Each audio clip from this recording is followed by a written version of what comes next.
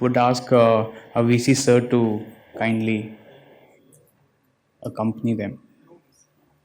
Pro Vice Chancellor G. Shobit Mathur G too.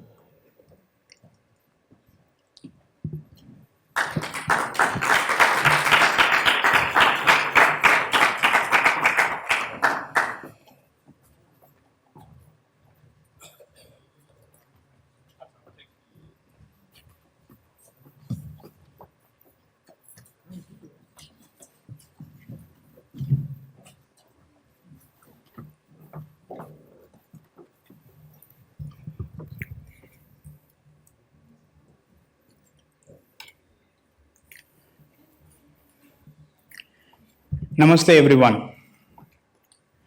Welcome from Rishihood University. Rishihood University, with its partner institutions, have been exploring the areas of culture and foreign policy for over 6 years. In the recent past, as an institution, we have scaled up our efforts in foreign policy domain. We have been taking two distinct approaches: conducting research on civilizational impact on public policy with specific reference to foreign policy, and conducting outreach activities and promoting educational content on civilizational culture and their specific impact on foreign policy as well. Through this journey, we have understood that the Indian subcontinent is a land of diversity with shared culture and historical institutions of civilizational knowledge. With its unique history of war and peace, India can most definitely offer scholars with non-Western international relations perspective. Today, we have gathered for a panel discussion on the theme of igniting strategic culture in India and discuss a major question. Does India have a unique strategic culture which is also deep-rooted in our civilizational texts like Arthashastra by Kautilya, Nitisara by Kamandagi, or Kurul by Thiruvalluvar? 2 decades back, it was argued that the Western scholars that India lacks a coherent, well-structured strategic culture. The strategic calculus of engagement among key nations, classified as great power, rising power, or even middle power, is ever evolving. To tackle all of these important questions, we have a great panel today. These questions may range from what goes on into the construction of a strategic culture of a nation. Why does a nation need a strategic culture to manage its international engagement? How does the strategic culture impact the foreign policy of a nation? Is India lagging behind in creating a cohesive and coherent strategic path for a grand narrative? To tackle all of these challenging questions, we have gathered today with a panel representing erudite scholars who are ex-military personnel, ex-ambassador of India, and professionals from top think tank and institutions in foreign policy. I would like to invite on stage with our panelist, our Pro Vice Chancellor Rishihood University, Shri Shobit Mathurji, along with our Director Academic Operations, Rashram School of Public Leadership, Dr. Gunjan Rajputji, to light up the lamp.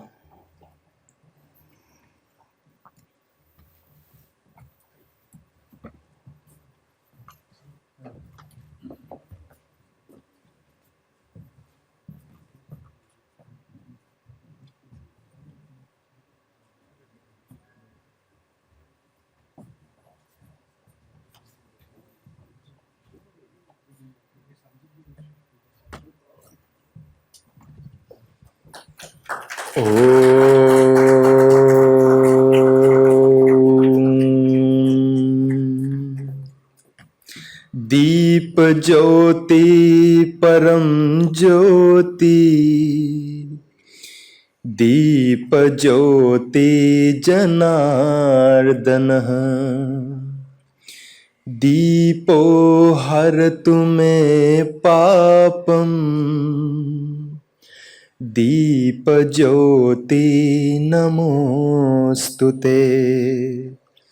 शुभं करोति कल्याणम्, आरोग्यं धन संपदः, शत्रुबुद्धिविनाशाय दीपज्योतिर्नमोऽस्तु ते। ॐ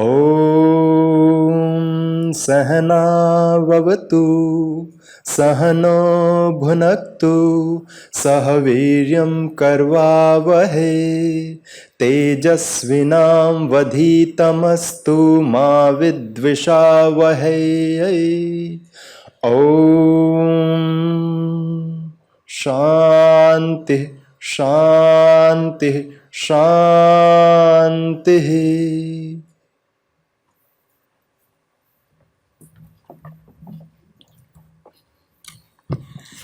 I would also request Shobhiji and Gunjanji to felicitate our experts. We would start with Shri Rajiv Bhatia ji. Ambassador Rajiv Bhatia ji is a distinguished fellow on foreign policy programs at Gateway House. He is a member of International Advisory Council, Trade Policy Council, and African Committee. He was also the Director General of Indian Council of World Affairs, ICWA, from 2012 to 2015. He played a key role in strengthening India's Track 2 research and outreach activities. We are glad to be joined by Ambassador Rajiv Bhatia ji.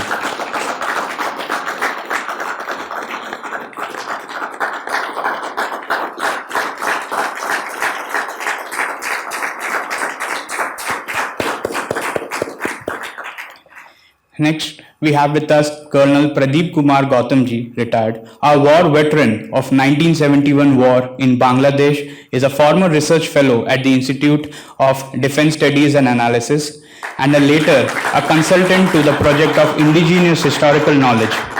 In his over 2 decades of scholarship, he has authored, edited chapters, articles, and monograms on Kautilya, Kamandagi, and Khoral. He is a co-editor of Indigenous Historical Knowledge Systems and now researching the Sukraniti. Since September 2019, he is an honorary distinguished fellow at the Center for Military History and Conflict Studies. Thank you for joining us today, sir. Third, we have with us Sanjay Pulipaka ji. Shri Sanjay Pulipaka ji is an independent researcher on international politics and security issues. He was previously a senior fellow at Delhi Policy Group and a senior fellow at Nehru Memorial Museum Library. Mr. Pulipaka was a Wrangell Pewitt visiting fellow at University of Cambridge, UK, and a former Fulbright fellow in the United States. He is an erudite scholar focusing on India's foreign policy and East Asian security issues, India-US relations, China, and Indian politics. Thank you all for joining us today.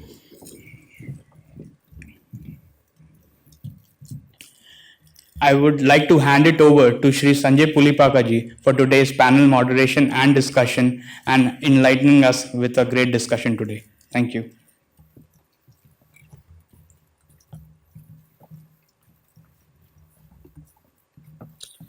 Thank you, Sagar. That's a very good introduction. Namaste, good morning.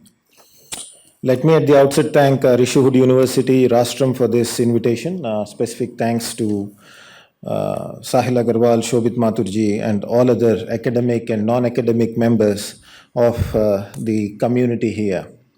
My thanks also to Sagar Chaurasia for all the hard work he has put in and for all the efforts to operationalize Vijigishu as well. Importantly, I had an opportunity to interact with students here, the young minds, learners here, and I must say that I'm very impressed. It might sound a little cliched, but my conversations with the learners have been very rich, which points to innate capabilities and terrific training that these learners are receiving here.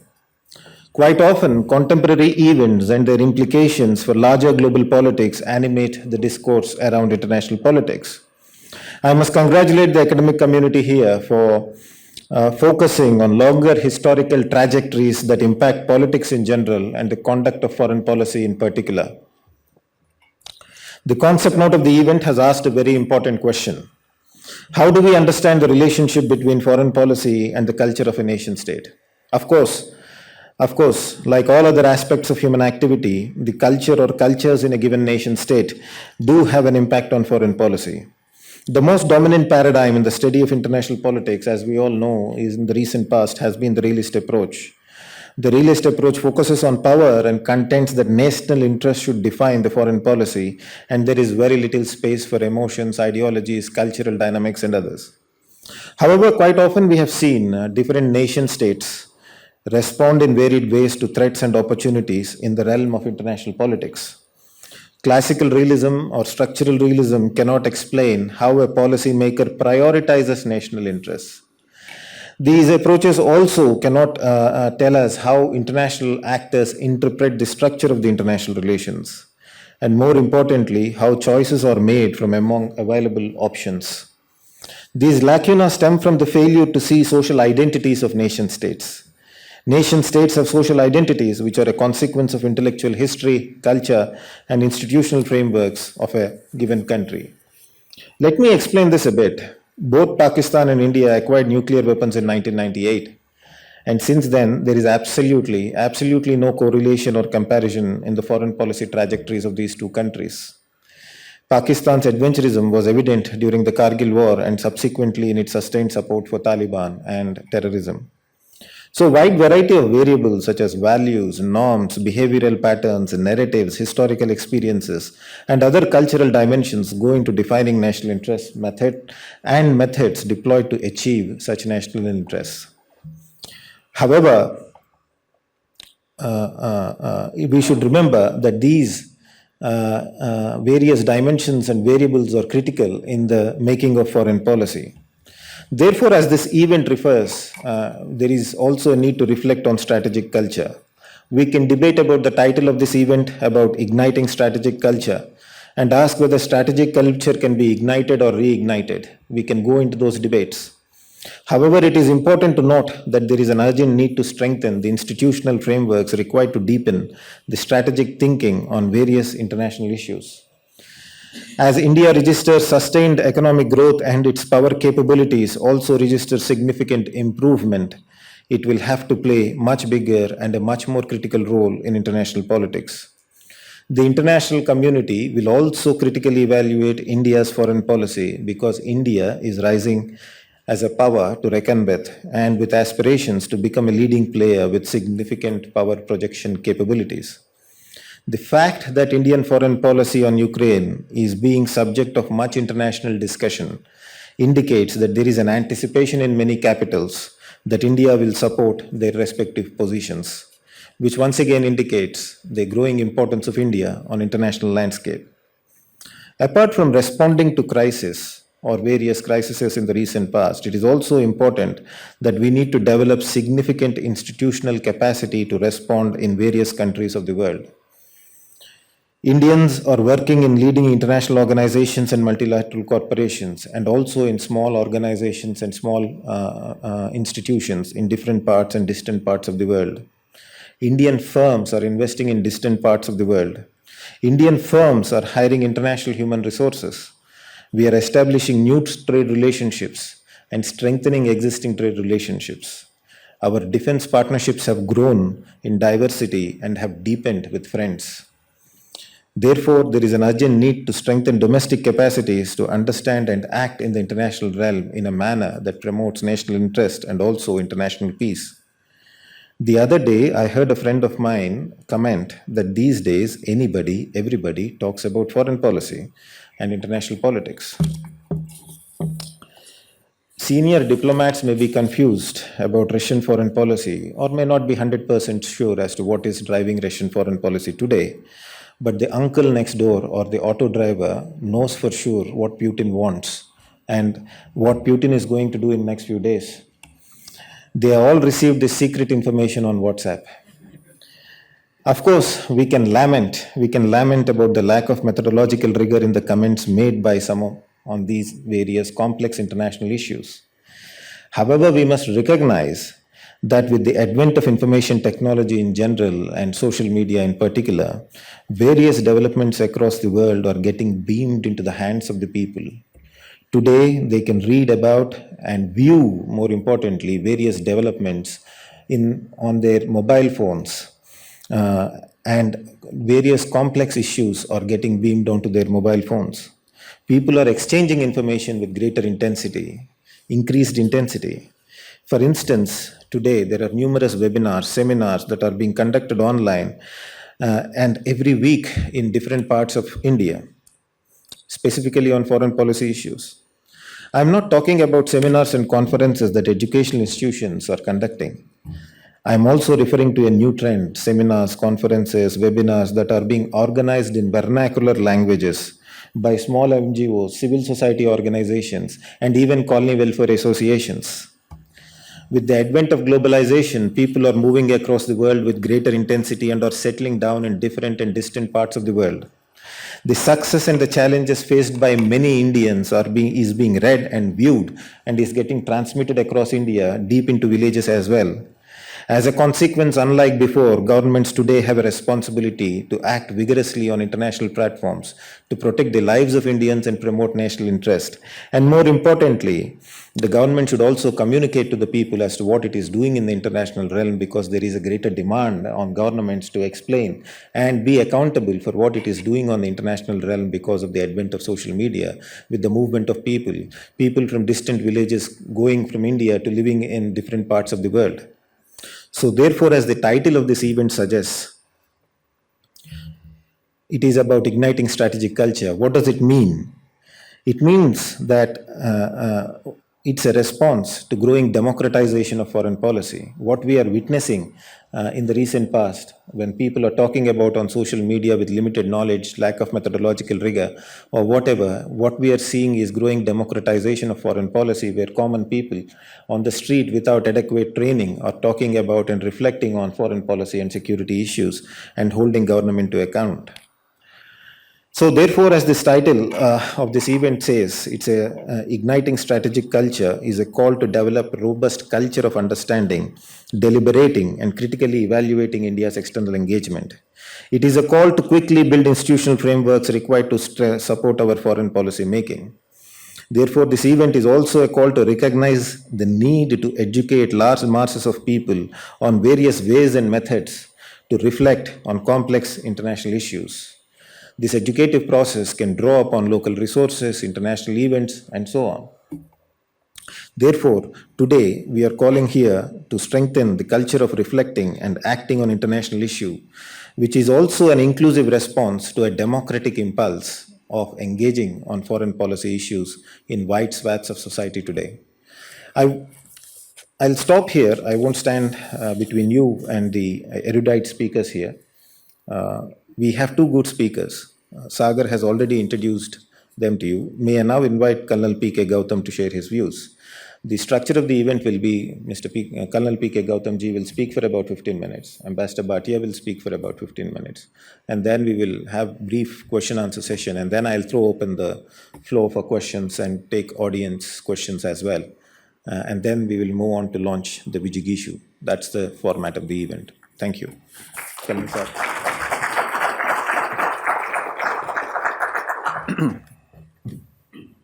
Hello, good morning everybody, and I thank Shobit Mathurji and ma'am and this university and Sagar Chaurasia for sending me an email. And after lockdown, this is my first trip outside Noida, first trip after 2 years. And interestingly, last physical seminar which I had was when Sanjay's book was being released and Ambassador Bhatia was the discussant in ICRIA on values and interest in foreign policy. So I took out those notes, and then I found that, my God, Ukraine is happening, and moral man and immoral society. So that's a separate topic. So that is the first my trip outside, and I was thinking I'll drive to Murthal, because Murthal was a beer bar, and I should drive on a motorcycle and enjoy the green field and the sarson. But I found only urbanized India. And therefore I said, God, there is a huge change which has happened. Okay, so Dr. Arvind Gupta is not here. His health problem has not been able to, he can't make it. But he was the Director General of IDSA in 2012, which gave the go-ahead for this indigenous historical knowledge. Nobody told us to do, it emerged within for various factors. And in your webinar, there is a thing that 3 publications have been mentioned. The first 3 on Kautilya and his vocabulary. There's a 4th, it's called Transcultural Perspective. And the 5th is a special issue of Journal of Defense Studies in 2021 with the title Tracing the Roots of India's Strategic Culture. Partially as a spin-off of this endeavor, last decade, last 8-9 years, 3 resource academics, that is Medha Bisht, Deeptika Shahi and Kajri Kamal, have written high-quality books on various philosophies and conceptions in Kautilya's Arthashastra. And the Institute of Advanced Studies, Shimla, also has published an edited book on the relevance of Kautilya in 21st century. And since a decade now, Headquarter Integrated Defense Staff, the National Defense College, the Defense Services Staff College, and the war colleges, basically Army and the Navy, have been inviting guest speakers to present Kautilya. And other think tanks like the Vivekananda International Foundation and Observer Research Foundation also have conducted very comprehensive events on its future and discussing books. And since last year, that is 2021, College of Defense Management in Secunderabad has started an Indian Cultural Study Forum with the focus this academic year on 3 things: Kautilya, the Gita, and the Kural. Simultaneously, the Army Training Command, through its various 36 Category A training establishments, has ordered studies to extract Sun Tzu-like stratagems and other values as leadership from Indic traditions of statecraft. As far as universities are concerned, JNU, Delhi University, Mumbai University's newly raised School of International Relations and Strategic Studies, amongst others, have expanded on its study in the discipline of political science and IR at MA level. Earlier it was just a, could know, sort of ancient history, no longer. Many colleges and universities have invite lectures and webinars on Kautilya and similar text. The Central University of Karnataka, in its postgraduate course on business and economics, has added Kautilya and economics from this academic year, the only university in economics which has added Kautilya. In sum, scholarship on strategic culture is now developing well with a critical mass of literature. And I urge the students to recover the reading habit and study and survey literature and not just sit satisfied with Twitter feeds and WhatsApp messages. In this project, I recall that when the indigenous historical knowledge began in 2012, I had visualized 2 things which I want to share today. First, the project may be resisted, and second, that it may be hijacked. Later, as wild literature proliferated on social media and nearly everyone could uplink YouTube and appear to dumb viewers as a historian without rigorous scholarship or methodology or research design, with no idea of the concept of peer review and any worthwhile good publication, such as by Motilal Banarsi Das and Munshi Lal Manohar Lal, I had sensed with some discomfort that besides hijacking and resisting, a third element is now being added with a vengeance, and that is called vandalization. Very few are in the know that there is no relationship of Kautilya's Arthashastra with Chanakya Niti or Chanakya Sutra. Kautilya's Arthashastra has both Tantra, that is internal administration, and Avap, foreign relations, whereas Chanakya Niti or Sutra are only domestic politics, which is so popular with our half-educated TV anchors. Also, people were subjects. Today we are citizens. So that is the difference. Okay. So to avoid this type of quick fix, I am happy to note that Rashtram is on a serious and thorough scholarly research path. Why I say it is not all original literature or text is on the web. This is important. For example, R.P. Kangle's majestic 3-volume Kautilya's Arthashastra and Kamandaka's Niti Sara and the Shukra Niti, translated by Binoy Sharkar, are only available in hard copies, and very few bookstores will have it.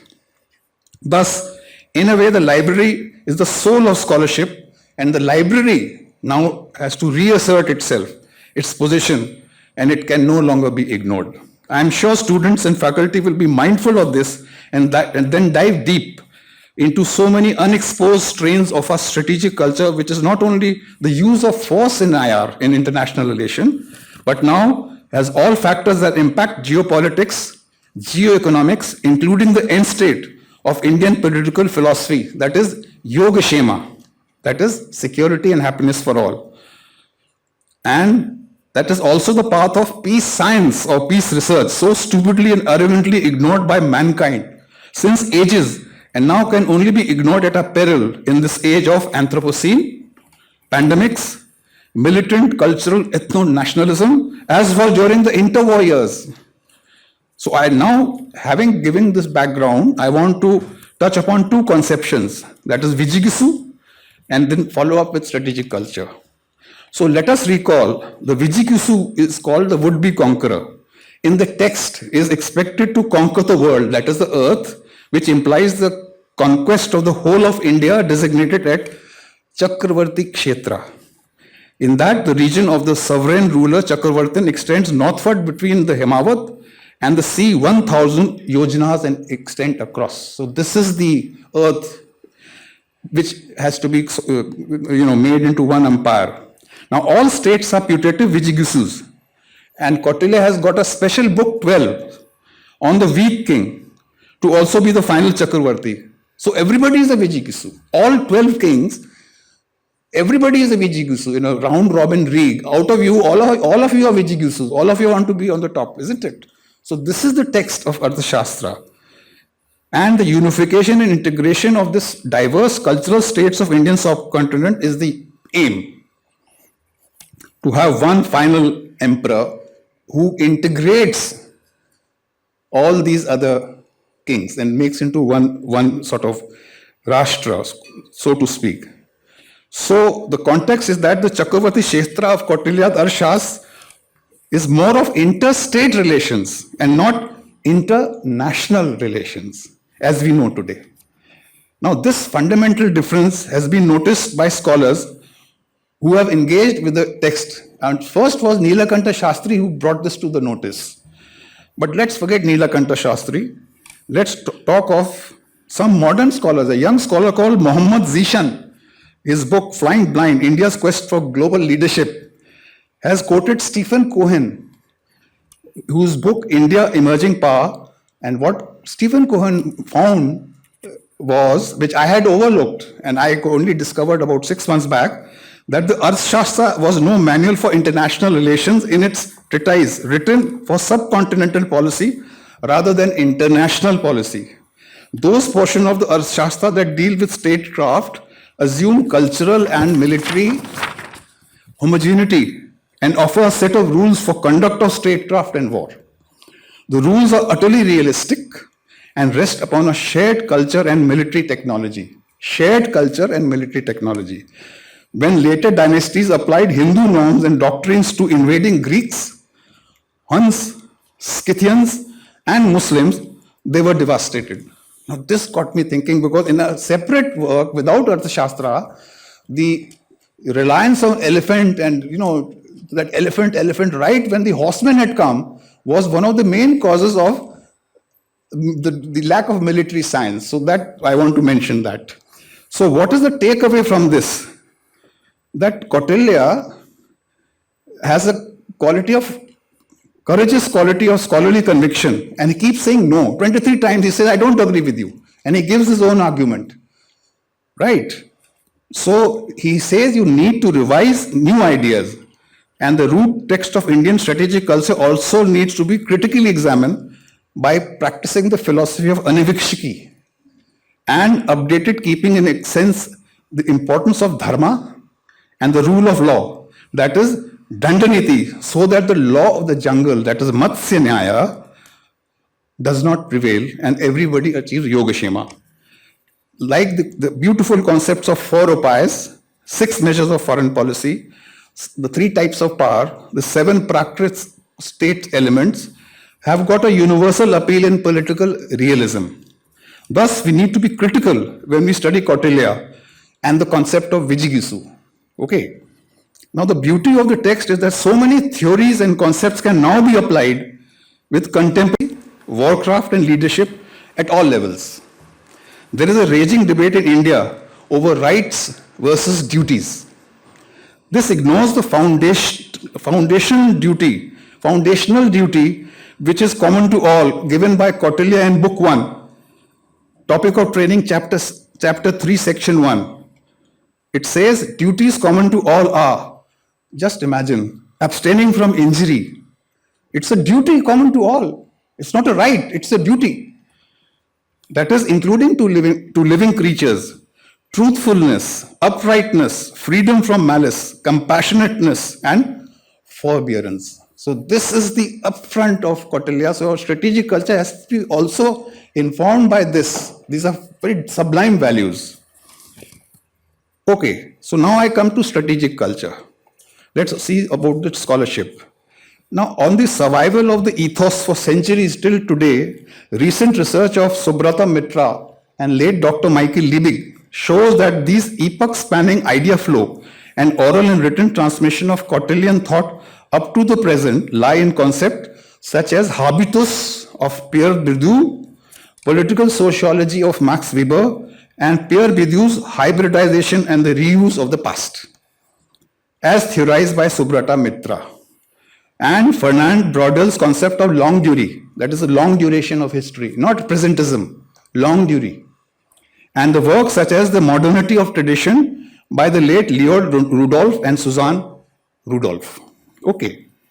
Late Dr. Michael Liebig, University of Heidelberg, in his doctoral dissertation on Kautilya, defines strategic culture as follows, I quote, strategic culture refers to historically evolved perceptions, ideas, values and behavior pattern based on 1, collective experience or memories, 2, classical oblique formative political strategic tenets, and 3, sub or semi-conscious internalized ideas of values.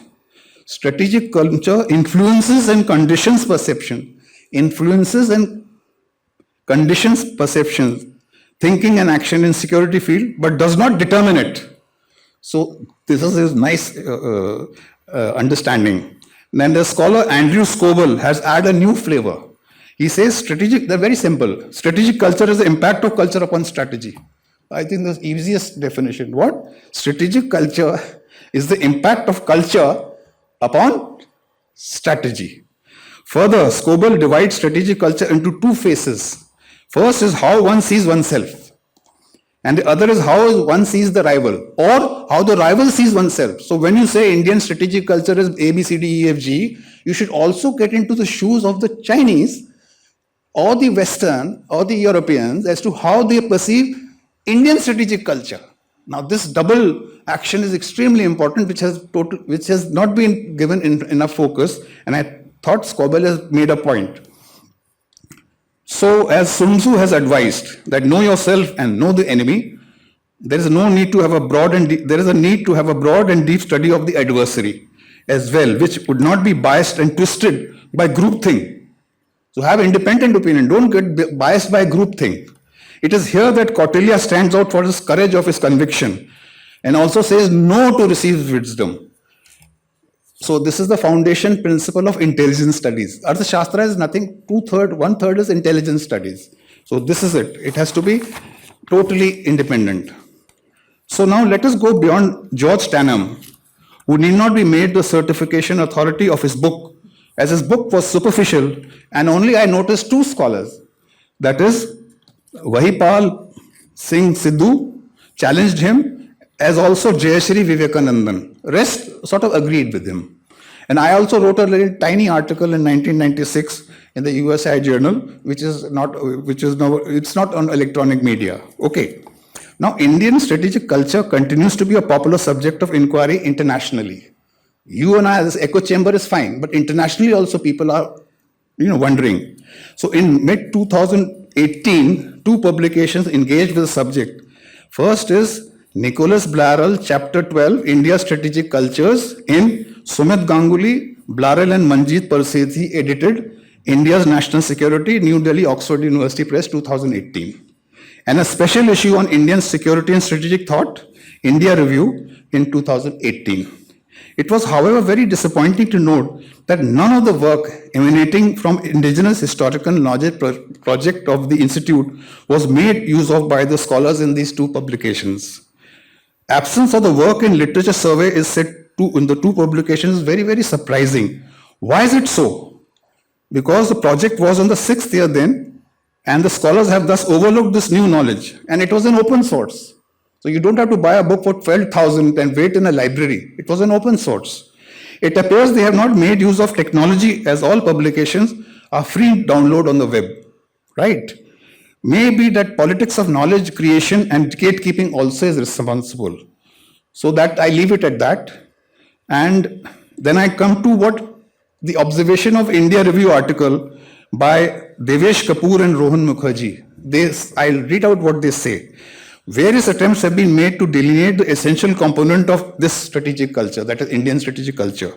Unfortunately, they say, most end up making crude and totalizing claims about Indian religion, history, political ideologies, and social structures without contributing much to an analytically rigorous and empirically falsifiable understanding and how these influence, if real, shape Indian grand strategy. So you can't say bakwas kar raha hai. Something, they have made a point because the falsifiable understanding. I think in research you have to have a thesis, Foucault, like you have to have falsification. Okay, is it there? Like scientists do falsification. So that also is very, very important that when you approach strategic culture, right? So the scholarship has to be broad shoulders and open-minded. There is some truth in their observation and it will be a good idea to address them in research design in the spirit, not in the academic vocabulary of Vigra, but discourse. And a lot of work has already happened on this. Therefore, you have to survey the literature and be sort of updated. Finally, calling Arthashastra as amoral is like flogging a dead horse of a bygone Victorian era. Most of the articles you will find, they say, my God, Arthashastra is immoral. Now, enough literature has been generated to explain the inherent functions of dharma, that is moral, regulating statecraft and concept of Yogashema.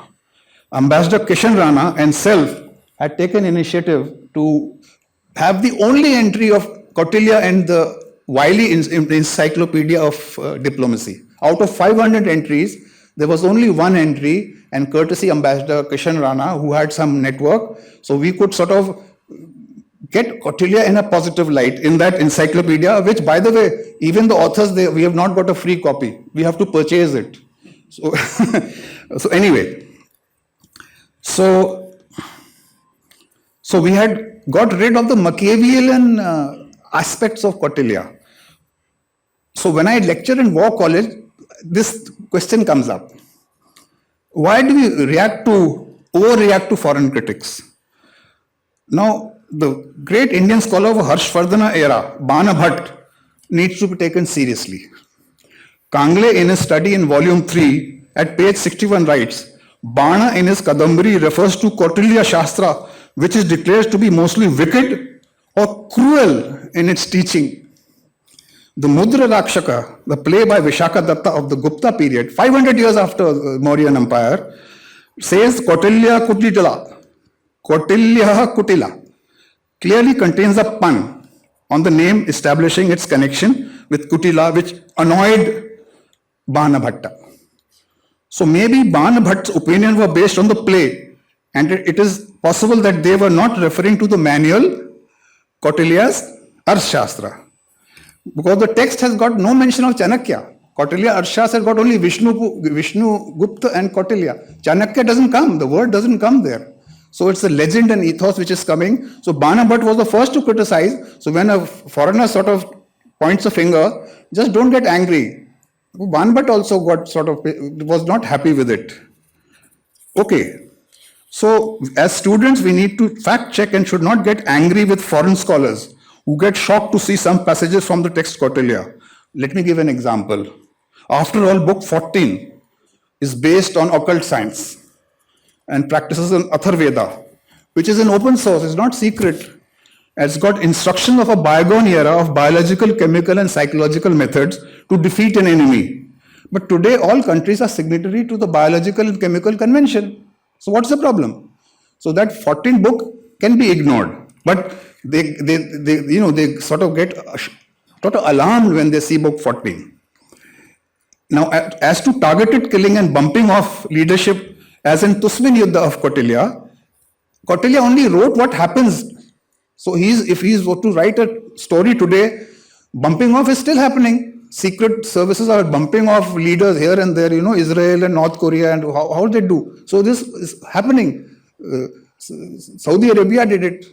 So Kautilya only wrote political realism. So you can't blame Kautilya for saying, he never said you do this, you that. He's just explaining the way a world is happening, is moving, and what is political realism. So, and there are three types of Vijay in Kautilya: Dharma Vijay, Lobha Vijay, Asura Vijay. This is given in book 12, that a weak king is told that you will be attacked by three types of conquerors. Right? Dharma Vijay, who will defeat you and then treat you nicely.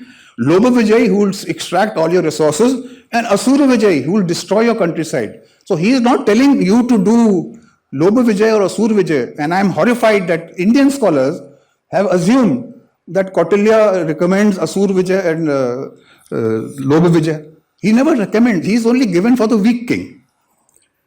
Okay. So what I am saying is, this critical study has to take the text into account and the context. And just don't fire everything which comes to your mind that Kautilya said this, Kautilya said that. Okay. So, this is a problem of vichar, debate and discussion. Vichar, or a friendly discussion of the cooperative variety, and not aggressive or hostile called vigra.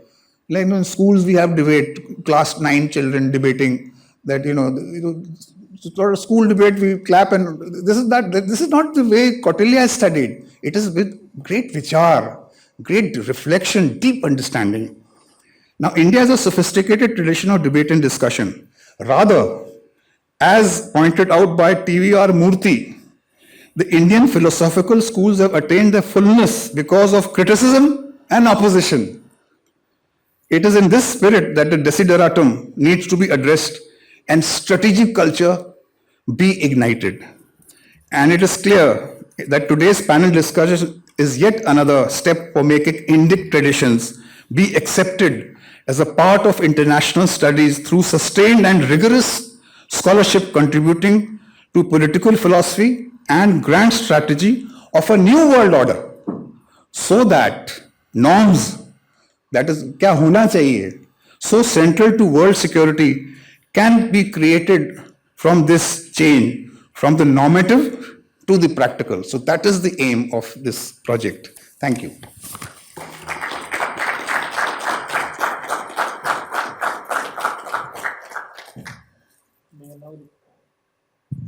May I now request Ambassador Bhatia ji to give us his views.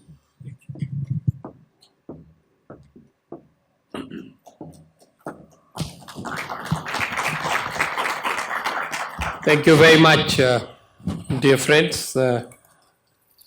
Shobit Mathurji, Pro Vice Chancellor, Dr. Gunjan Rajput, Head Academic Operations, Sagar, who's very well known to us, Colonel Gautam, Sanjay, and esteemed dear learners. I'm really delighted to be here today on this very special occasion for Rishihood University. This is our first visit to this new and very promising institution, and I hope there'll be many more chances of interactions in the future. But I'm especially happy because after 2 years of online lectures, when you now hear the clappings by the students, and when you look at their smiling faces, we get very special energy to speak and address you.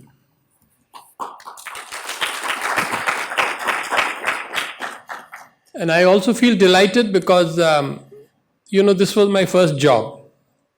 Some 50 years back when I began my career, having done my master's in political science from Allahabad University, the first job as I got at age 19 was a young lecturer in Meerut College to start speaking on international relations.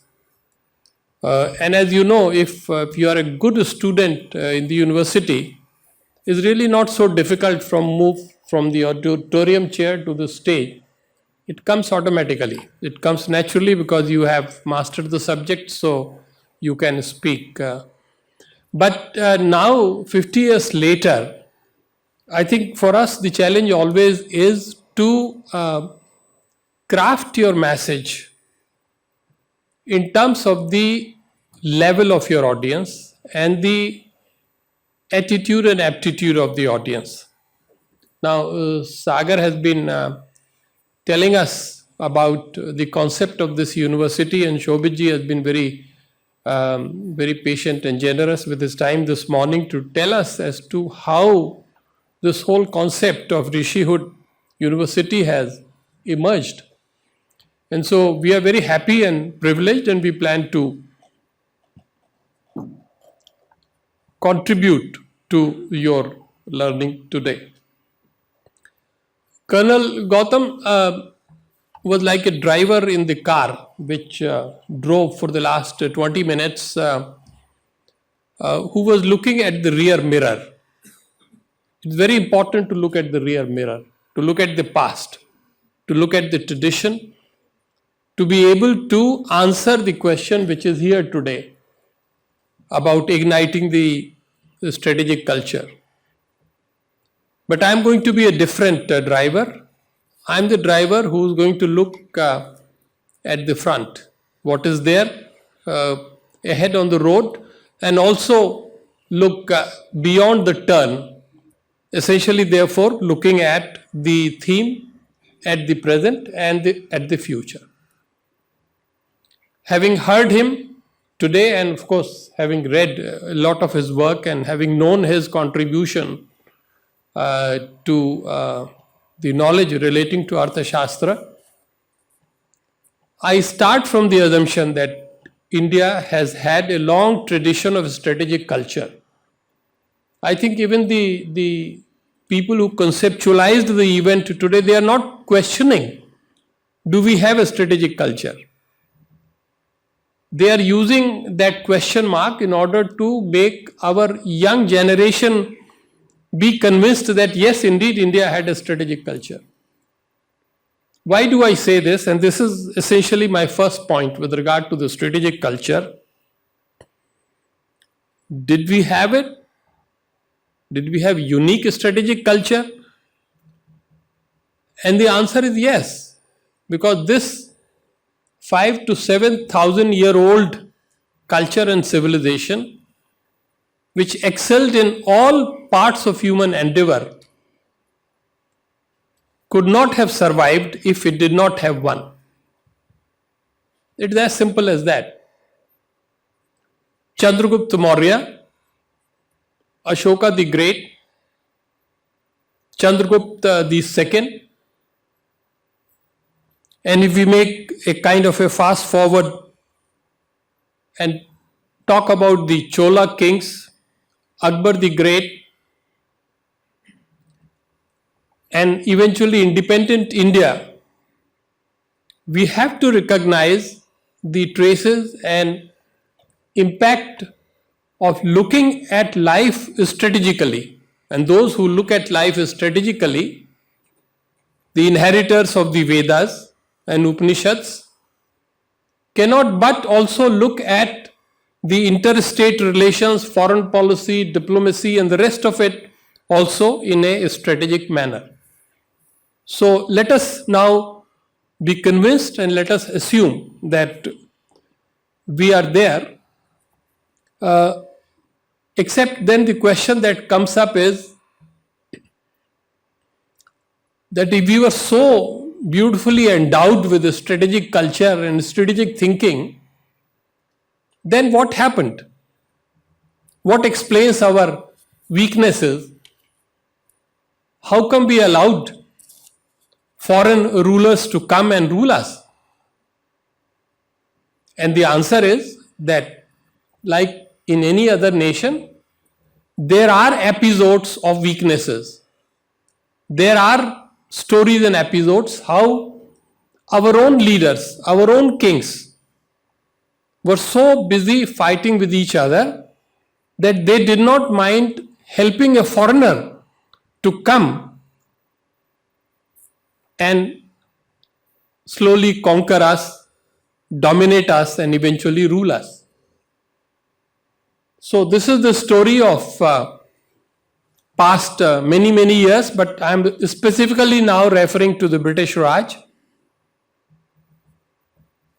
The British not merely came and conquered and ruled India, but then he took a lot of us to the other parts of the world to serve as agents of British colonial rule in Southeast Asia, in Africa, and the lands beyond them.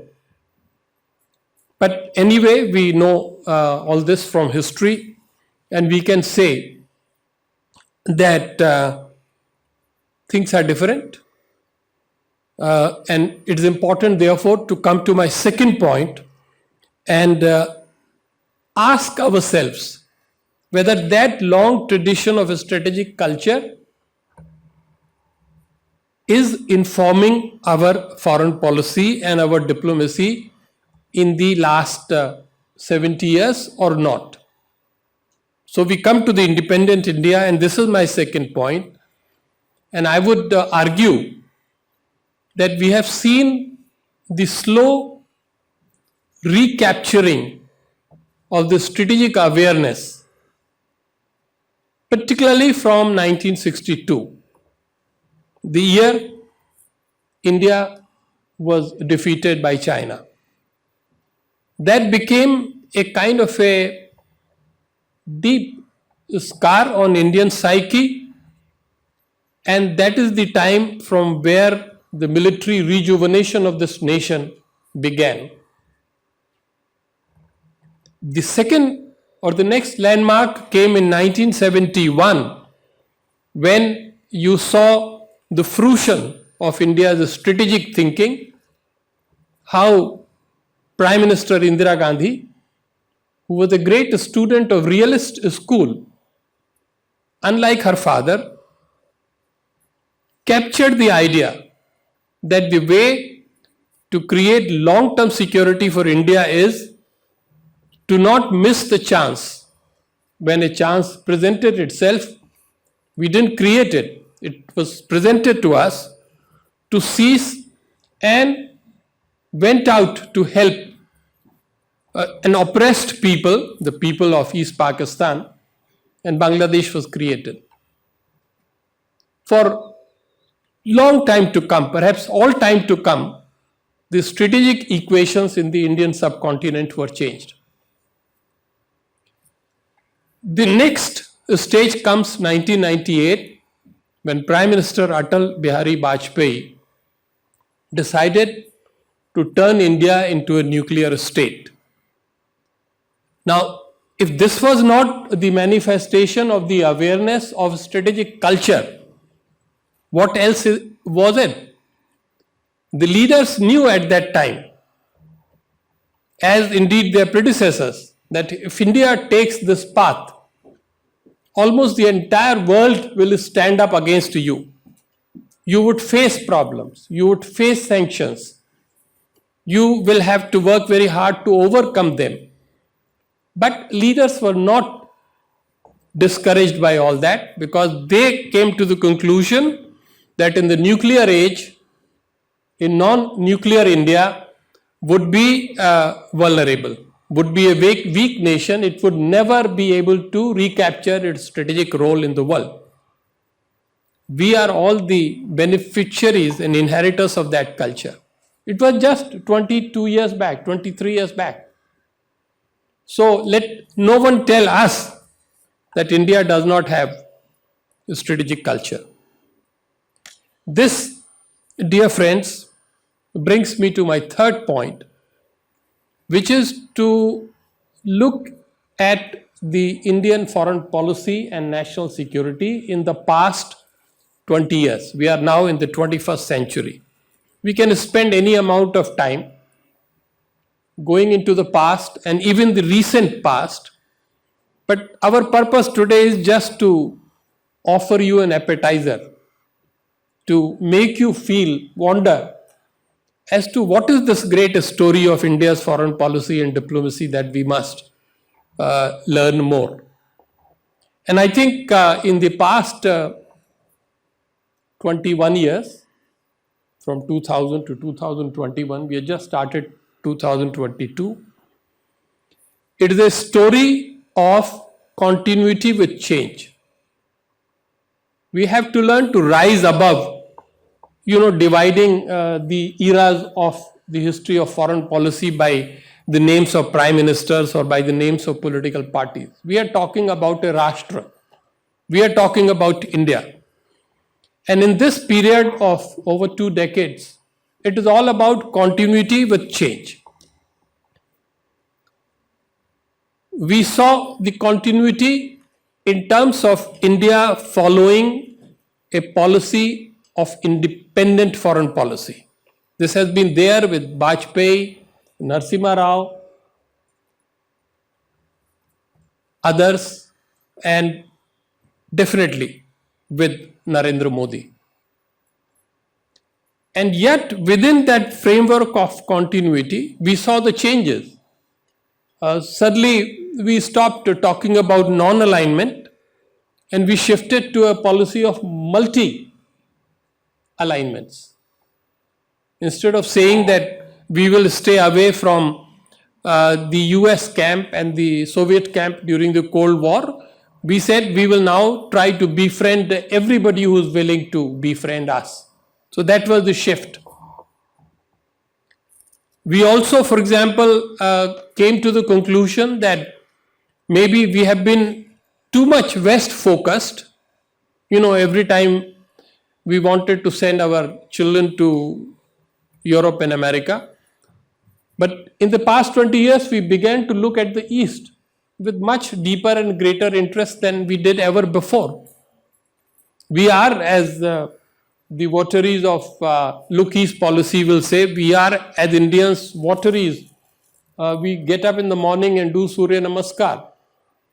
But in terms of foreign policy, we began to look at the East, especially from the beginning of this century, maybe a few years before, but fundamentally it picked up Look East policy. And yet there are changes. If we come quickly to the present time, we would say that Look East policy turned into Act East policy, and now it is emerging in the third phase, which is the Indo-Pacific policy or the Indo-Pacific strategy, which again has special and unique features. Even during Prime Minister Narendra Modi's time from 2014 onwards, we saw in the neighborhood first policy of this government an assertion that in terms of India's foreign policy calculus, the most important group of countries with whom we must have good relations are our neighbors. Neighborhood first policy. The first time Prime Minister swearing in took place, all the heads of government of the neighboring countries were present. First time SAARC plus Mauritius and one or two others. Second time in 2019, BIMSTEC heads of government and a few others. So this was the neighborhood policy. But even in his own time, we saw the change also, continuity with change. On Pakistan, we all began, with this government, once again making a special effort to befriend Pakistan. But then once we came to the conclusion that Pakistan does not mean well and it would not abandon its time-tested policy to do cross-border terrorism into India, then this very government followed that change and decided that the dialogue with Pakistan was meaningless. So you see the continuity, broader framework and also in a specific framework. US, for example, until about 1998, India-US relations were marked by a lot of tensions, a lot of distances, and a lot of misunderstandings. But the change came from about that time once we reconciled over the nuclear issue. And every president in the US from then onwards and every prime minister in India from then onwards contributed to the betterment of India-US relationship. So this is the change from the era of non-alignment to now that we are very close to the US.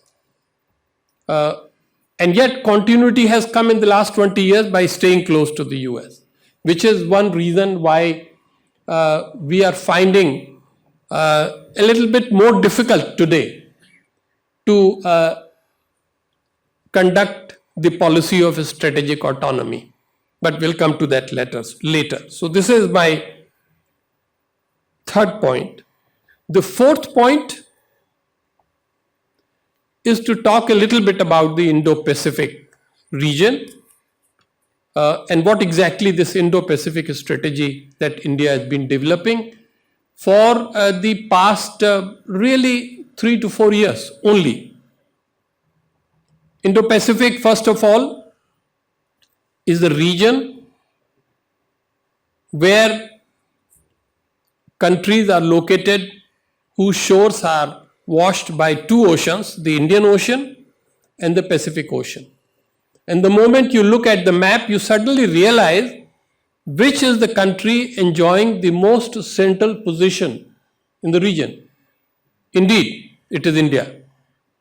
This was a great idea where Americans, Japanese, Australians, and Indians got together and realized that if the formidable challenge of China's rise, economic, military, political, has to be met, then we have to think of a region where India occupies a central position.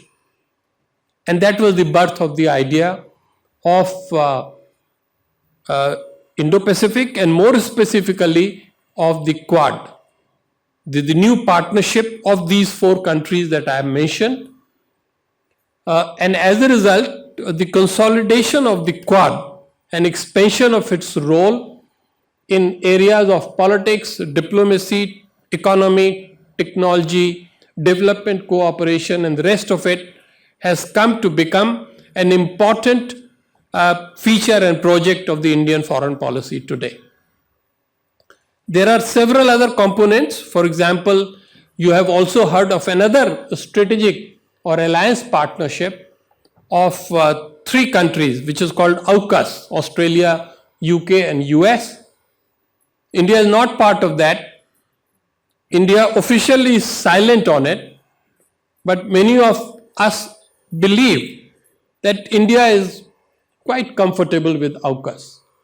AUKUS further improves the strategic impact and authority of Quad, and so overall perhaps it suits us. And on top of that, I think another feature of our policy in Indo-Pacific is to keep working hard on improving and strengthening relations with three key segments of this Indo-Pacific region, namely the Indian Ocean region states, countries like Mauritius, Madagascar, Seychelles, etc. Then Southeast Asia. ASEAN is very important. Sometimes you may wonder as to why the Quad leaders always say that we are for a positive agenda. We are not here only to counter China. We are here for a positive agenda because they know that other countries would be much more comfortable if we spoke about a positive agenda in a constructive manner. So ASEAN is very important. And then going beyond that, Pacific Island states, of which we in India know very little, small micro states around Australia and New Zealand, they have acquired a great deal of strategic importance, so we are working on that. So Indo-Pacific by itself is manifestation that India's strategic knowledge and awareness have reached a very special level. And dear friends, my last point is to underline to you the importance of Africa. Please don't think that the world comprises only the US, Europe, and Asia. There are two other continents, Africa and Latin America. Latin America is important, but perhaps it's a bit too distant for us, but Africa is not. Africa used to be the natural ground for Indians for centuries. Indians traveled there through the Indian Ocean route, through the Arabian Sea route, through the Gulf route, and they were all there. When I was serving as your ambassador in Kenya and in South Africa and Lesotho, I saw evidences, and the best evidence was available by the presence of Indian communities in these countries over a long period. So Africa is a continent with great promise. It is expanding very fast. So demographically, politically, economically, this is a continent which can be a very big and important partner for India. And therefore, in any strategic discourse, if you exclude Africa, it is only going to show your strategic blindness, not your strategic expertise. So, of course, I'm a little biased towards Africa because I know that continent a little bit. But I think without a mention of this, our overall picture would have been incomplete. So let me, in conclusion, basically say that there is nothing foreign about foreign policy.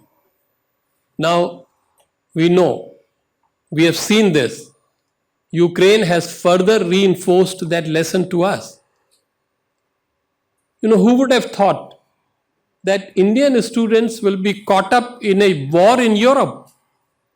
Who would have thought that such a strong popular leader as our Prime Minister would be able to raise the level of the safety of, not the level, the issue of safety of Indian students in his telephone calls to the President of Russia? Who would have thought that the safety of Indian students in Ukraine would become a big international issue involving two combatants, Russia and Ukraine? So after this, please don't tell me foreign policy is best left to South Bloc or a few officers of the Indian Foreign Service. Foreign policy, I would submit to you, is a subject and a theme which Prime Minister Modi has made much more accessible, much more popular, and much more relevant to the citizens of India. And I say this in a very sober, balanced, scholarly manner. This is not a political statement. We have had almost all previous prime ministers who have taken very special interest in foreign policy. Often they have acted as their own foreign ministers. But I think to Prime Minister Modi, foreign policy is very close to his heart, and he has established new marks, new templates in terms of conducting summit diplomacy and personal diplomacy. So, essentially, when you study international relations and Indian foreign policy and Indian diplomacy, please remember you are studying India's role in the world. You are studying the strategic culture of which we are indeed great inheritors. Thank you very much.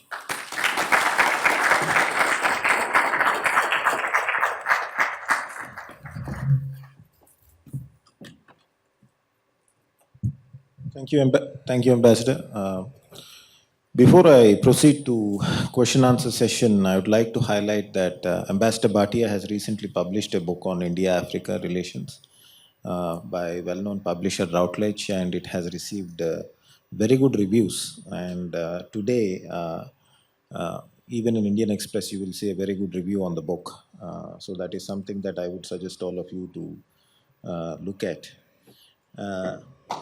Ambassador Bhatia, in your presentation, you were talking about strategic autonomy and non-alignment and the challenges that we are facing. How do we understand India's response to Ukraine crisis? Overall, we have a feeling that India seems to be striking a middle ground. Is it a middle ground? Is it strategic autonomy, or is it something different? Is this desire to find a middle ground or an alternative position consequence of hard political realities? Or is it a consequence of larger historical traditions or historical continuities? The reason why I'm asking is when Soviet Union invaded Hungary in 1956, Soviet intervention in Czechoslovakia in 1976, Soviet intervention in Afghanistan in 1979, whether it is in Myanmar, where you have been an ambassador, or in Middle East, our positions have been very different, very calibrated. How do we see this in the larger context, India's response to Ukraine crisis? Thank you very much. This is a very timely question and a very relevant question. I'd like to start by asking a simple question to our friends here. You come out of your hostel room and you are standing on the ground and you have three very good friends and you see them fighting among each other. What are you going to do?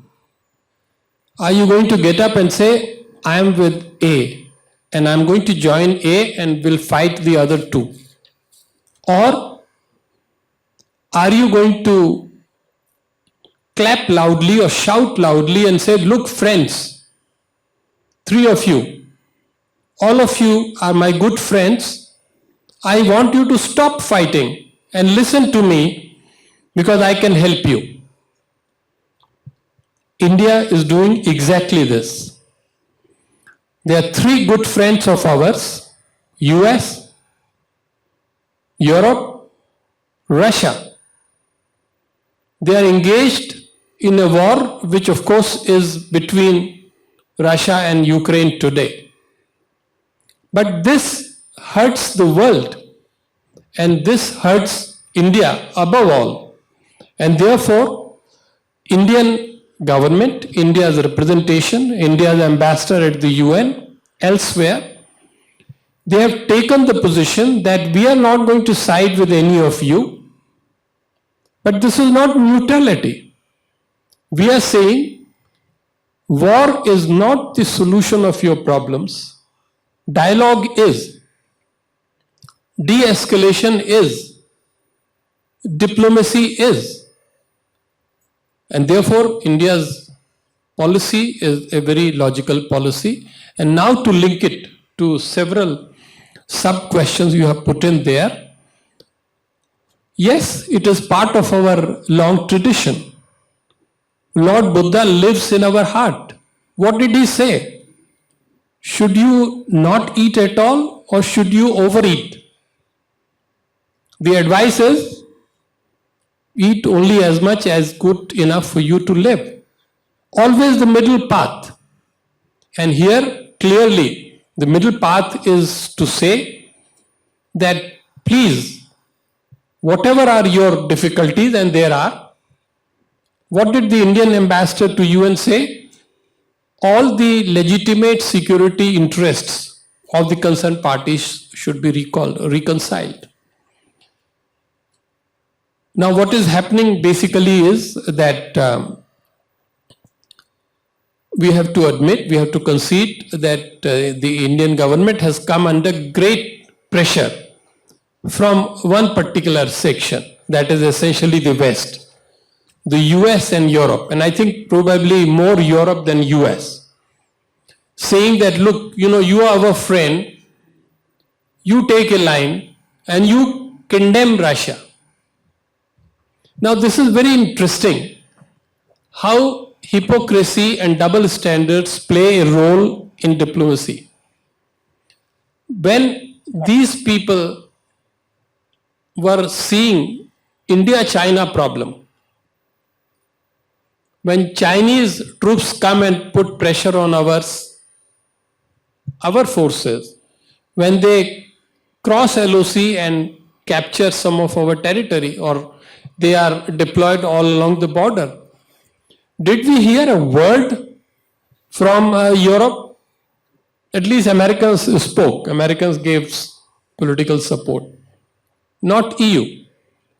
So when India-China has a problem, the other guys keep quiet. But when the other guys have a problem, they want India breaking its own traditions, breaking its common sense, breaking or not respecting the fundamental needs of diplomacy, and they go on this kind of thing. So we as informed Indians should be very clear that not merely traditions, not merely our teachings, but also our hardcore interests, that was another sub-question there, lie in following an independent policy, lies in judging every issue on merit, and in this case, it's very clear that our relationship with the three partners would only be there if we are seen as fair, independent-minded major power which is willing to help in resolving the issue. So I find India's position as the only logical and helpful position to take today. Thank you. Colonel, listening to you, I felt that Indian texts do not subscribe to values, interest dichotomy. Is that a fair assessment? The second question related to that is how do you see what's going in Ukraine and how do Indian texts help you to assess that situation and in enabling an Indian policy on that?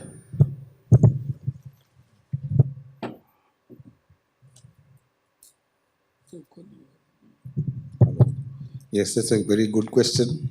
The Cautely's text is political realism, that is raison d'etat, reason for the state. For the reason for the state, these are unpleasant duties. It is given by Bhattacharya that the Indian tradition, personal values cannot be equated with the state. This is yet a lingering sort of history coming that personally what you feel may not be right for the state. So the reason of the state is so strong that what Ambassador Bhatia said has got the real diplomacy in it. Okay. So there is of the 6 measures in foreign policy, there is a thing called asana. Asana is staying quiet, udasina. So already it's a measure of foreign policy. So therefore, I have been reading all the articles by our respected diplomats. I've started making cuttings. And actually, Chinmaya Garek also said that actually the Ukrainian guy should have, in fact, Professor Imtiaz Ahmed also was very impressed. From Sweden. He was saying this Ukrainian president should have realized that why does he want to join NATO when he knew that war is going to happen. EU is fine.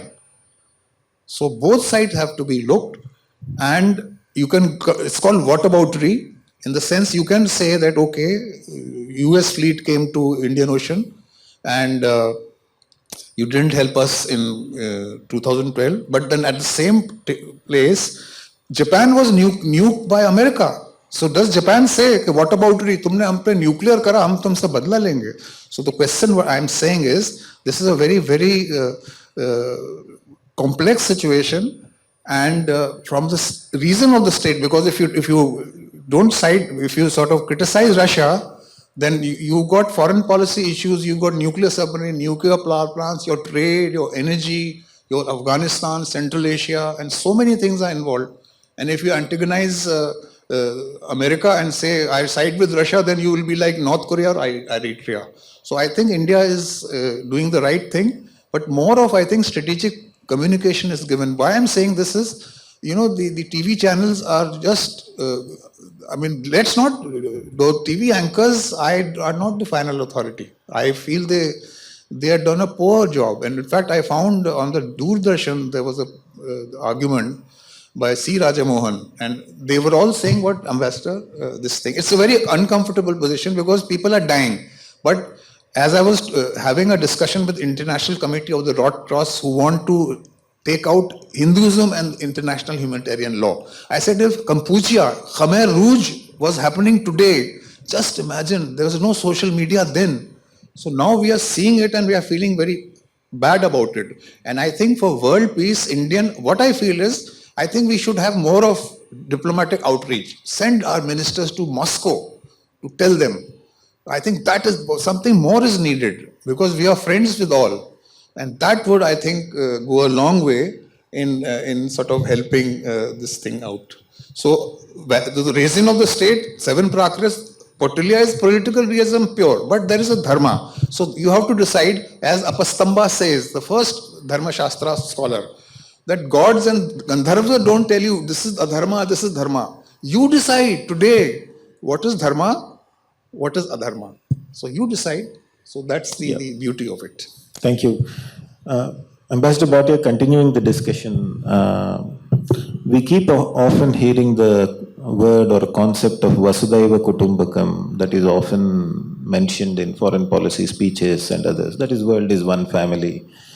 Pardon me if I am sounding a little mischievous, but it's an important question. Is Taliban part of that Vasudhaiva Kutumbakam? How do we understand that concept? This is surely a trick question.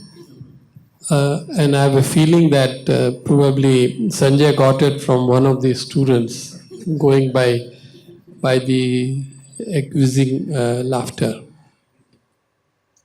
So I think simple answer is that yes, Taliban is also part of Vasudhaiva Kutumbakam. But I would like to explain. Vasudhaiva Kutumbakam means the whole world is a family. Quite logically, Taliban is also part of the world, so they are part of the family. But they are not the acceptable part of the family. I think within a family, within the large clan, there are favorite and not so favorite children of the parents and the grandparents. And there are children who follow rules and law and others who don't. So you know which part, which branch the Taliban belongs. But now taking off seriously from there for a minute or so, Vasudhaiva Kutumbakam is an ideal, it's a dream, it's a value. We all are human beings, all 7 billion of us, and we all would like to live happily together. And India in particular is inclined to this view. India is seen as a benign power around the world. We don't go around attacking other countries. We don't have a history of that. But Indians are also realistic people. They are very realistic and pragmatic people. They know that there is a difference between ideals and the real world. So it is the same Vasudhaiva Kutumbakam which has part such as Pakistan, Taliban, Afghanistan, North Korea, and others. I mean, even in the time of Lord Rama, there was Ravana. Even in the time of Lord Krishna, there was Duryodhana. So, you have to follow 2 different kind of policy approaches. One with the bad guys, so to say, and the other with good guy. So, our subscribing to the policy of Vasudhaiva Kutumbakam does not mean that we are purely idealistic people. Our idealism has to be blended with a reality check, and I think Indians are very good at that. Thank you. Colonel, you have looked at various texts, in Indian texts and other things. Based on that, what do you think, looking forward, so to speak, what do you think should be the main components of India's grand strategy for the coming decade or a little more? But before that, in Noida, there's a village called Bisrak, and they have Ravan as their, good guy.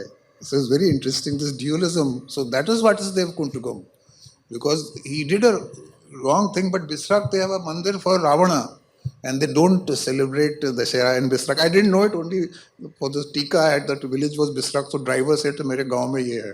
I had read about it in the papers. So that is the beauty of Indian traditions. A whole world, including animals, insects, they are also part of it. That we are ignoring. So now what I come to is what you asked. See, India, Vishwa Guru is saying is fine, but if you have to have a say in the world order, first is you have to increase your Prabhav Shakti, your economic, your domestic. Till you don't do that, nothing will move forward. So domestic cohesion and domestic economic growth happens. Then you shape a world order with this idea of Yogashema. I mean, tell me, why is the human having an institution of war? Can't we change it in 6,000 years? If the karma of past wars, as Toynbee had said, that the karma of wars is still having wars. So how come we've got statues of only warriors and not of peace, except Gandhi in a very sort of limited way? How do we only glorify warriors and warriors? So the question is, this is what the text tells you, that how brutally the humanity behaves. What is the reality of behavior? That is what Kautilya is telling. It is telling you the truth. However, if that be so, we have to change that thinking. And I was thinking when pandemic happened, I thought that now the world will, realize something terrible has happened. Pandemic happened, then climate change events happened. And now this has happened. So we've forgotten biodiversity. We've forgotten plastic waste, which will be heavier than the ocean, the weight of the fish by 2045. We have forgotten the suffering in Yemen and Syria, and we've forgotten everything. So the question is, Indic traditions have got that inherent dum. Its strength. By the way, non-violence means you have to be braver in non-violence than being in violence. Okay. So that is, I think, our tradition. But only thing is, if your literature, your theoretical political philosophy is informed by this and it is accepted. So therefore, scholarship has to begin also. And that's why I brought up book 14. Book 14 scares the hell out of a foreigner.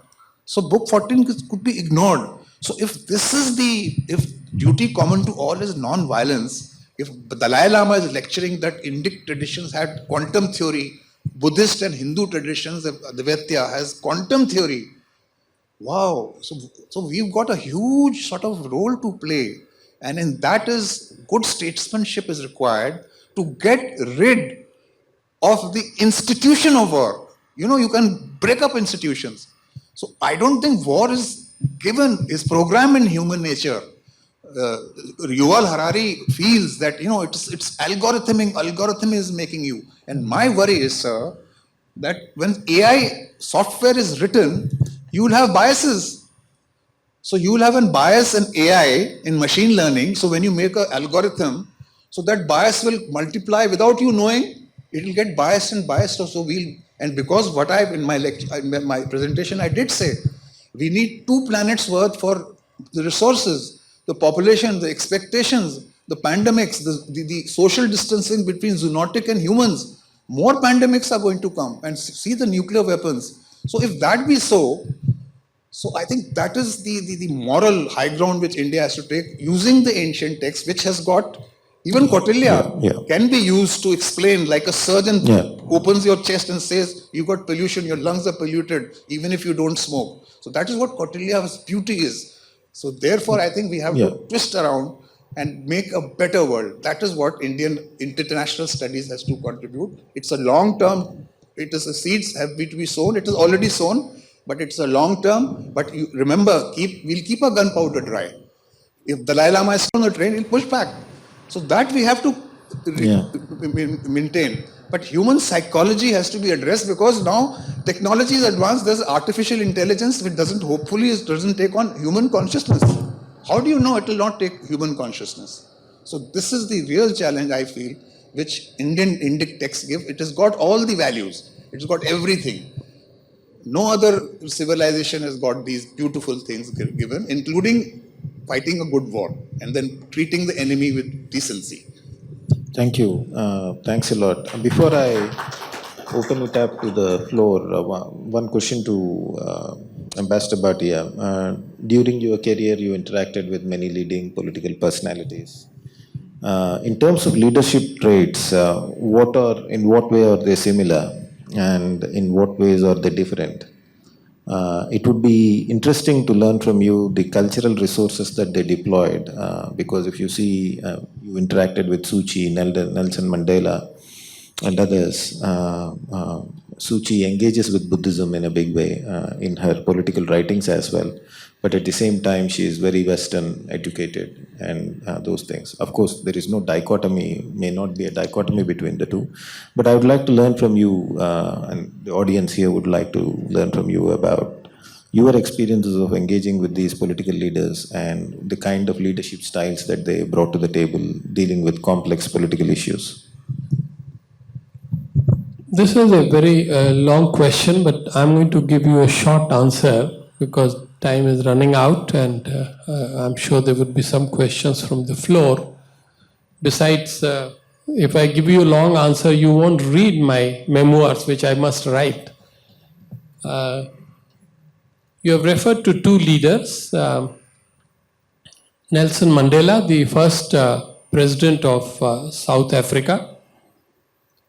When I arrived there, he already had finished his tenure. He was a rare leader in the world who, after winning freedom and new governance system for his country, was president only for the first term, and then he retired. Unlike particularly in Africa, where leaders, would just go on and on. So in terms of seeing him from close quarters and also meeting with him, what struck me was that he did not carry his greatness on his shoulders. When you met him, you would think that you are meeting a simple, grand old man who wants to laugh, who would crack jokes, and who would expect also you not to take him too seriously. And yet, when he began talking in this particular meeting that I had in Johannesburg 6 months after my arrival there, he would talk about Mahatma Gandhi and Jawaharlal Nehru with so much of knowledge and compassion and friendship that you cannot but be completely taken in. And you begin to miss how badly you missed meeting Mahatma Gandhi himself. On the other hand,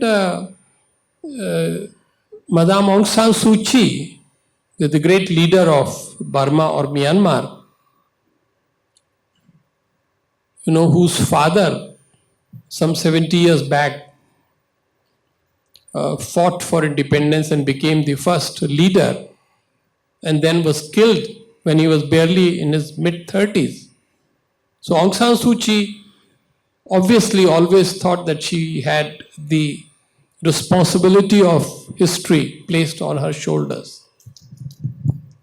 And long before Sanjay and I met her a few years back, I also had a chance to meet with her exclusively when she was under house arrest. One person in her bungalow, all by herself. Maybe a maid also, that's all. For years and years, because generals wanted to keep her under check. Later, as you know, she came to power and now she's again back into a private arrest or custody kind of situation. She was and is a unique mixture of the East and West. She is very much fundamentally a Burman leader and a Buddhist leader, but she's a modern woman. When you hear her, and if you close your eyes, you would think an English woman is speaking. A very outstanding personality, very popular in her country even now, but someone who probably made a few miscalculations, and the result, the people of her country are suffering again, and she too is suffering. So, what comes out from all this is that never miss a chance. If you meet somebody who looks like an extraordinary leader of men and women, watch and study and do make your notes of what you thought of him or her. Because if that moment is gone, then you will not be able to recall what you saw, what you heard, what you learned. In my case, I have this compulsive habit of writing notes after any important situation, meetings. I have lots of them. And I'll end by simply saying just a few years back, President Xi Jinping came, President of China, as the guest of the government. And more than him, I got a chance to meet with his wife at the Rashtrapati Bhavan. And the conversation I had with her, she of course spoke through the interpreter. It was a remarkable conversation showing her total devotion to her husband, the president.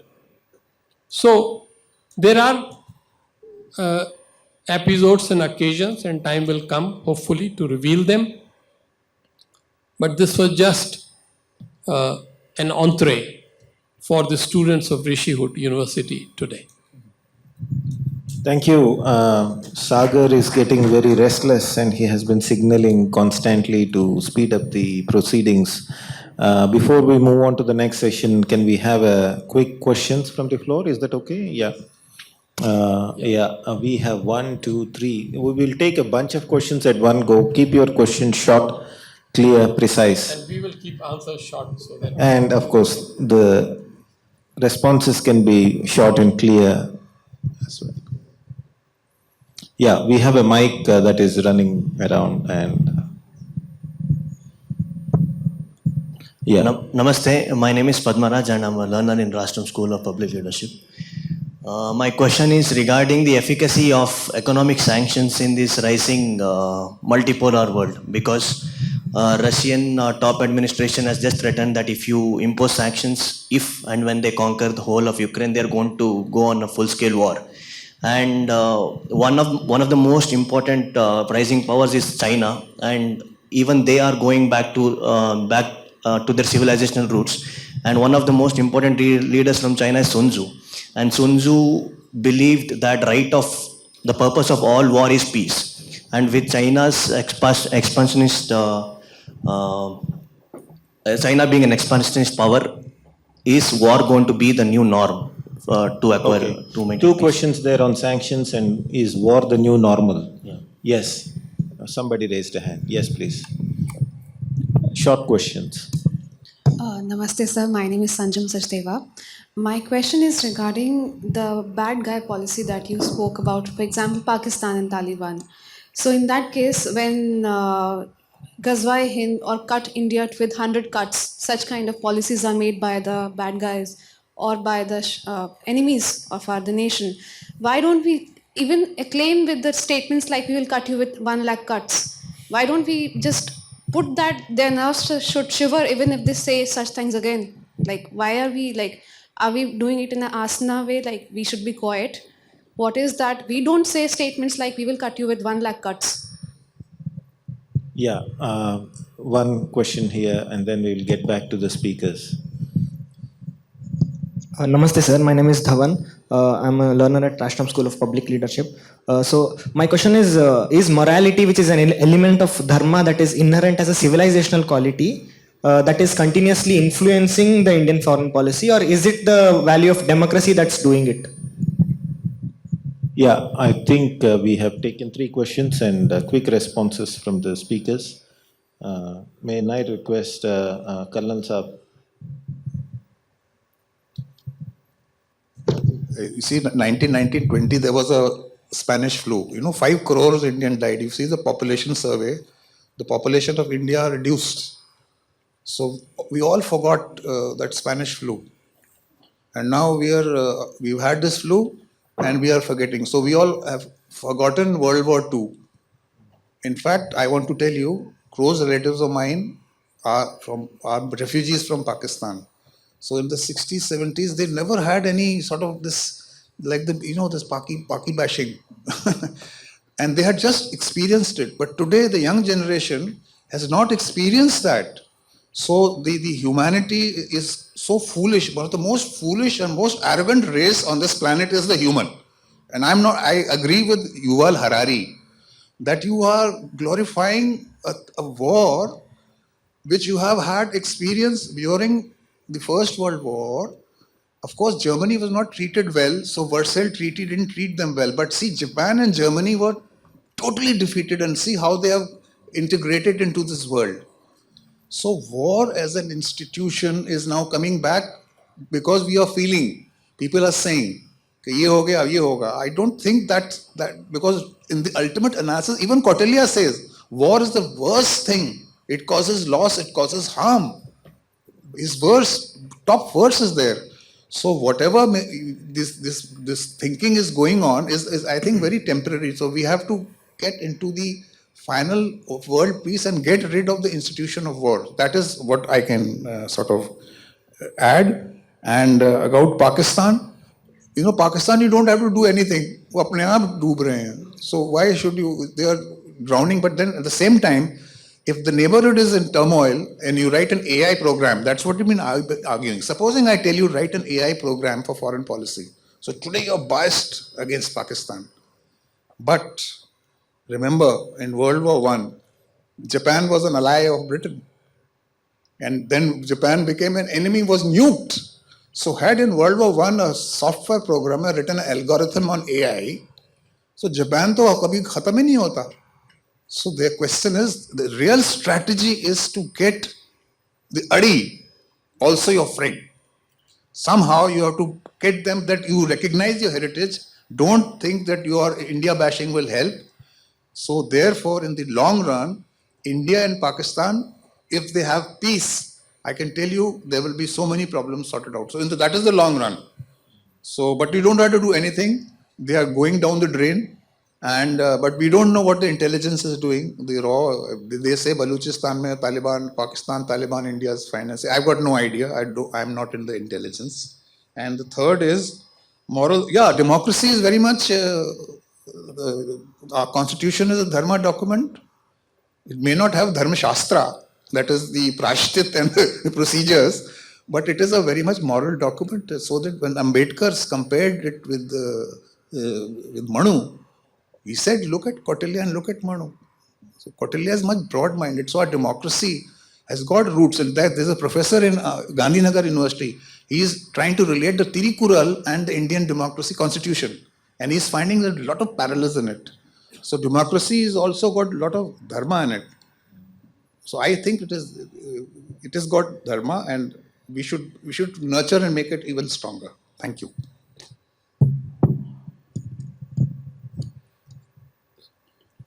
Now, this is going to be more or less 1 or 2 sentence answers, but I hope that satisfied them. Sanctions, are they effective? Do they work? Yes, they do, but they cannot obviously stop the war. In this particular case, Western sanctions will bite into Russia's abilities, but a bit later.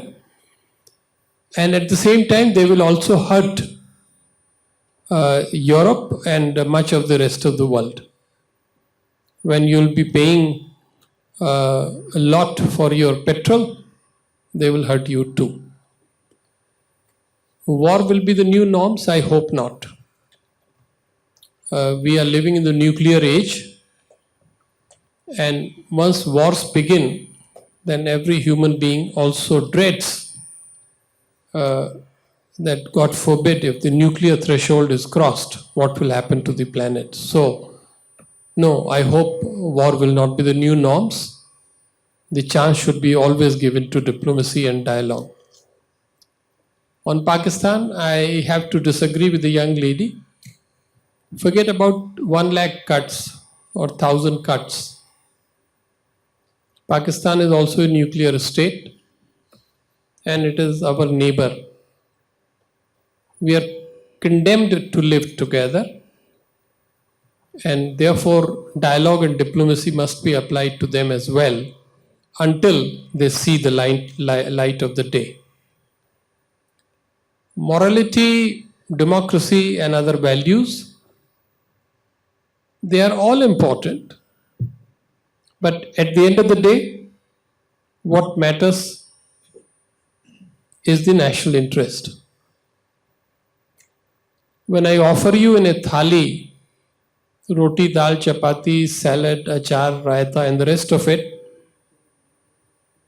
the roti, dal represents the national interest, and the rest of things are your values and principles.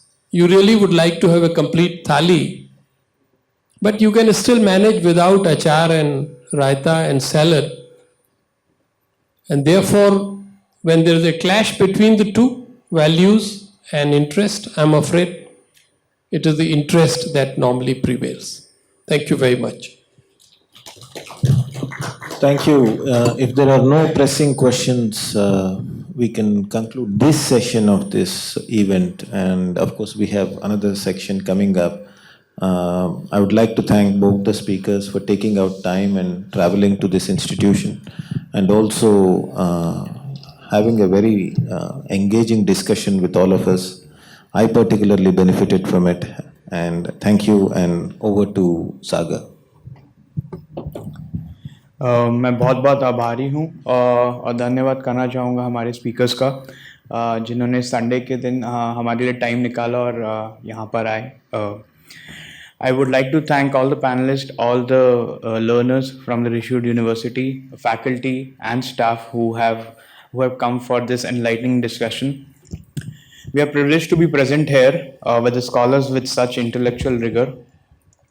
With this discussion, we could definitely conclude that this strategic studies deployed to explore the Indian subcontinent statecraft is highly contextual and culturally specific, the study of which can contribute to geo-cultural epistemologies.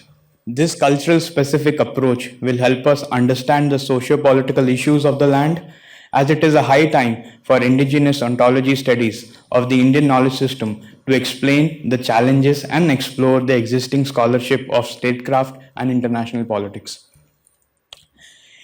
We are very happy to share that we are launching a new online Rishihood platform, for which there would be many courses of public leadership, public policy, healthcare, creativity, education, entrepreneurship, which is online.rishihood.edu.in. As a foremost institution, we have felt the need to create such educational content, and the first course on which we'll be launching it is on foreign policy. With this, we are all set to launch our first course. It is aptly titled Vijigishu, a Strategic Thinking Masterclass. It is a pre-recorded, self-paced program delivered with evaluations and interactive sessions with the experts. The curriculum design of the program has intense sessions and which help us to set the part to analyze key global affairs. With this, I would like to invite our Pro Vice Chancellor Shri Shobhit Mathurji and Dr. Gunjan Rajputji to come on the stage and hold the poster for the first course on our online platform. Wait. And we would also ask our panelists and our moderator Sanjay Pulipaka ji, Ambassador Rajiv Mohan ji, to hold the poster for a group photograph and to formally launch the Vijigishu Strategic Thinking Masterclass, the first online course of Rishihood University. Thank you so much for joining us today.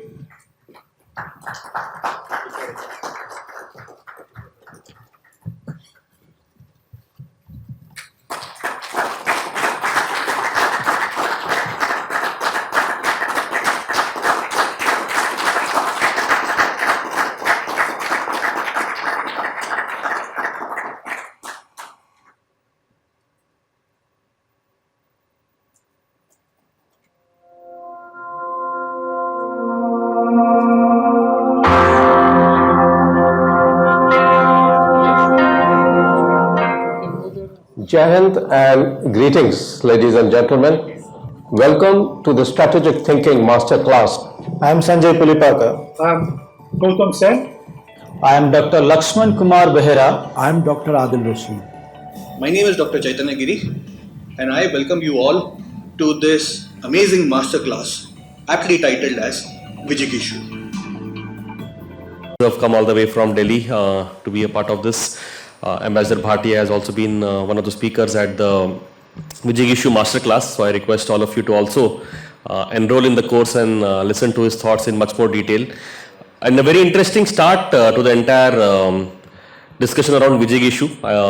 I think very initial thoughts have been seated in our mind that when Sanjay ji started by saying that we need not make our opinions only based on what we see on social media or WhatsApp, and I hope that all of us take that lesson that this is a subject of deep interest and a lot of importance going forward, especially in the present scenario when we are as globally connected citizens in many ways.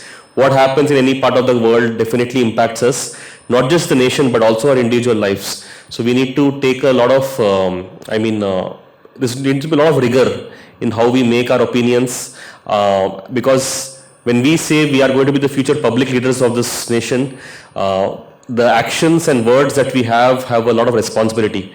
So let's take that spirit and delve into this whole subject much deeper.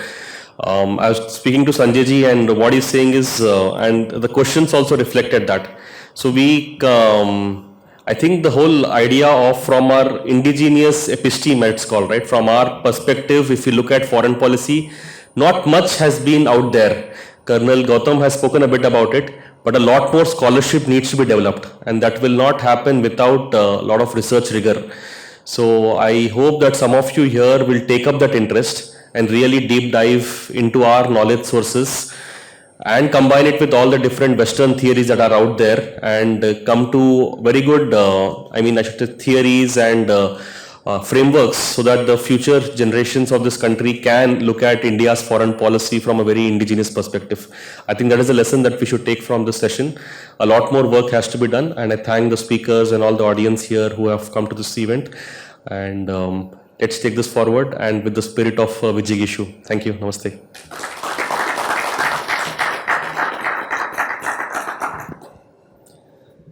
विश्व कल्याण की कामना के साथ शांति मंत्र के साथ इस समारोह का समापन करेंगे।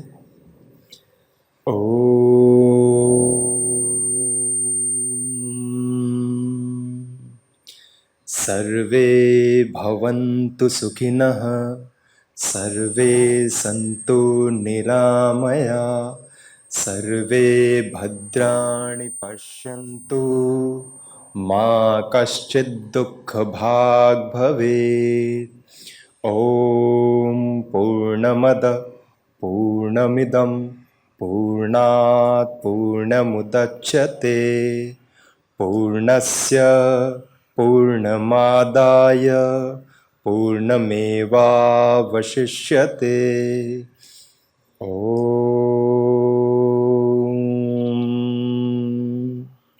शान्ति शान्ति शान्तिः।